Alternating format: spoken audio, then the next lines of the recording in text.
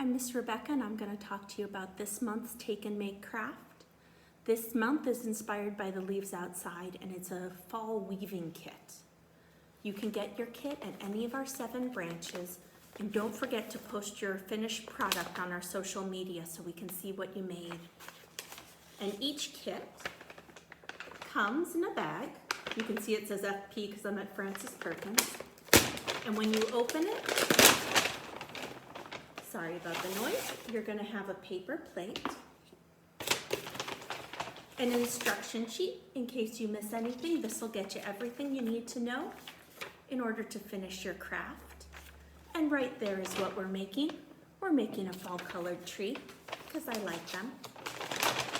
And then way down deep at the bottom, we have the yarn you're going to use to weave. We have yellow, red, brown. We have a couple different browns, so don't worry if yours doesn't match mine. An orange, and I'm still missing the green. You should have enough yarn to complete your craft. And you're also going to need something to color with. I have my crayons. You can use markers, you can use paint. Just make sure the paint dries before you keep going or you're going to be a complete mess. You're also going to need a pair of scissors. So you're going to start out with your plate and you're going to decide where you'd like your tree to be. So I have the craft in various pieces. My example, my tree's in space. Why? Because I wanted it to be there. You can do that. You can do something more abstract. It can be whatever you want. I'm feeling like flowers at the moment, so I'm going to draw a couple flowers on my plate. Let's see. I need a center and some petals. Yeah, that's a pretty good flower. And now let's put one over here. One thing to remember when you're drawing is the tree's going to go up the center of your plate. So if you put things right behind it, you won't see them. So consider that when you're planning your picture. Okay, I think I just need a couple more flowers and we'll be good to move on. As you can see, I'm really great at drawing. And let's do purple. And there we go. I have all my flowers. And the next thing I'm going to do is I am going to cut the slits that I use to make my tree. So I suggest taking one of your crayons, markers, piece of paint, and you're going to find about halfway through your plate. You can do 1 slit, you can do 2. I like 2 because it kind of looks like the roots are coming out, and I like those kind of old knobby trees. So do what you like. I like to just draw 2 lines, about 1 inch apart, a little more. And then if you want to be really hard or take a while, you can put more slits at the top and you can put less to make it nice. I wouldn't put less than 5. Less than 5 gets a little bit hard to do. Maybe 4. 4 could work. And then you're going to take your scissors and you're going to cut on the lines. Now I really suggest drawing the lines because I don't know about you, but I always get a little over-eager with my scissors.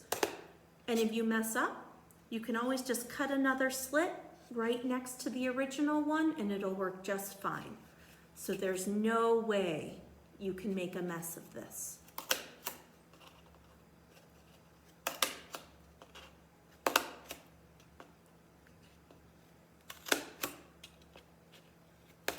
There we go. I've cut all my slits, as you can see. And now I'm going to start with my brown yarn. Now you can switch your yarns around. If you want to have a red tree with brown leaves, that's perfectly fine. Whatever you can think of. And right here tucked at the top, I have my tail. And I'm going to pull it out, and then I've got some string. Now I'm going to take that string in the back of my plate, and I'm going to put it in my slot and pull it down and it'll stay. So you're going to take your yarn. It doesn't matter which order the slots you put them in at the top. You're going to wrap it around. I like to just let a little bit of slack out of the spool and keep it on the spool. And you want it tight, but not too tight. And go around. Sometimes you get a little stuck and you have to take a minute to work it out. That's okay. And there we go. One more. And I have all my slits full. So I am ready to move on. The next step is you're going to make the trunk of your tree going up the middle. And you do that by taking your yarn and putting it over all your strings, around, and pulling it tight. And I like to just throw the whole thing through. If you want, you can cut a little bit off and use that and just tie a knot when you're done. It's up to you, whatever works for your hands. And you just keep going up. And if you want a thicker trunk, maybe you'll go back down. And then, eventually, you'll be ready for the next step. And my next tree is in a field where I'd like to be, where it's not snowing at the moment. And because I'm not going all the way down, I'm going to tie a knot.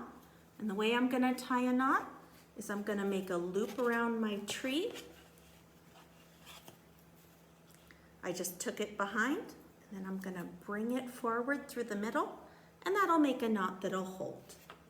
And at that point, you can cut it. And I have a little bit of string hanging off, that's fine.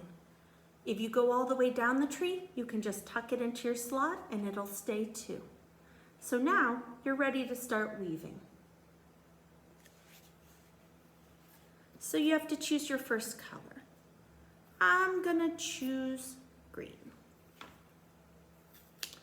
Pull it off the little slot, get your tail, and you can tie this on to your strings, or you can just start and it'll eventually stay.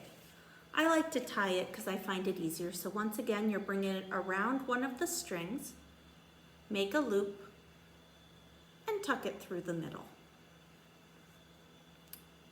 Oh dear, it doesn't want to cooperate. Let's do it again.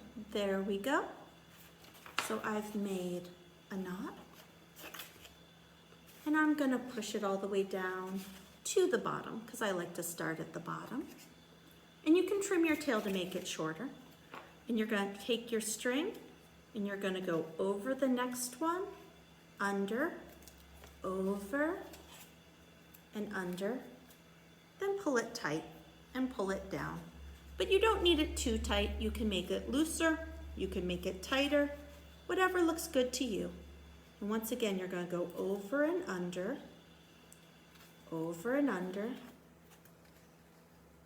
and pull it through. And you can do that until you feel like switching colors. So if I want to switch colors right now, I could just lay this aside if I want and leave it like that, or I can tie a knot and cut it. If you leave it, you're just gonna pick it up later, or just cut the end and it should stay once you weave. Same little over and through knot, and I'm gonna cut my ends.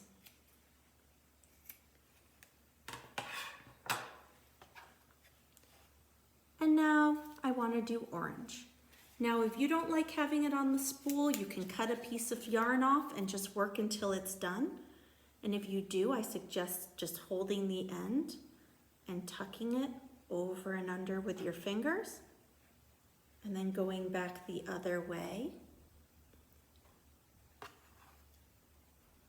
I do suggest not unspooling the whole thing because you will wind up with a snag, and it can take a lot of time to undo those. And you just keep going until you're happy with your tree. And that's our craft for November. Don't forget to post it on our social media when you're done. And we'll see you next month.